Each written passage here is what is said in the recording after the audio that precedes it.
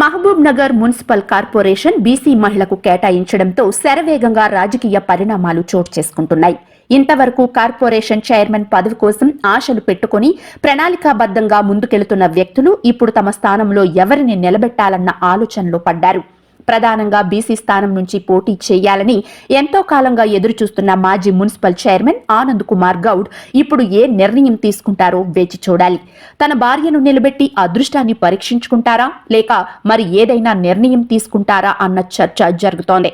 Municipal corporation mayor స్థానం కోసం ఇంతకాలం నిరీక్షించిన ఓసీ నాయకుడు మారేపల్లి సురేందర్ రెడ్డి అలియాస్ ఎంఎస్ఆర్ పరిస్థితి గందరగోళంలో పడింది.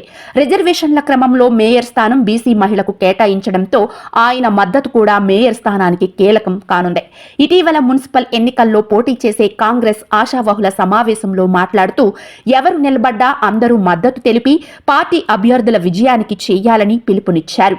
ఇదిలా ఉండగా గత ప్రభుత్వ హయాంలో మాజీ మంత్రిపై ఎడతెరిపి లేని పోరాటం చేసిన చల్వగాలి రాఘవేంద్రరాజు భార్య ప్రస్తుతం మహిళా కాంగ్రెస్ జిల్లా అధ్యక్షురాలుగా కొనసాగుతున్నారు.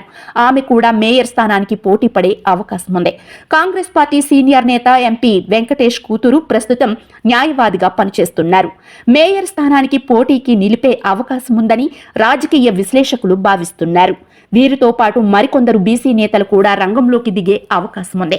రిజర్వేషన్ల ఎంపిక క్రమంలో ఎలక్షన్ కమిషన్ మేయర్ స్థానానికి బీసీ మహిళలు కేటాయించింది. ఈ నేపథ్యంలో కాంగ్రెస్ పార్టీ ఎవరి వైపు మొగ్గు చూపుతుందో వేచి చూడాలి.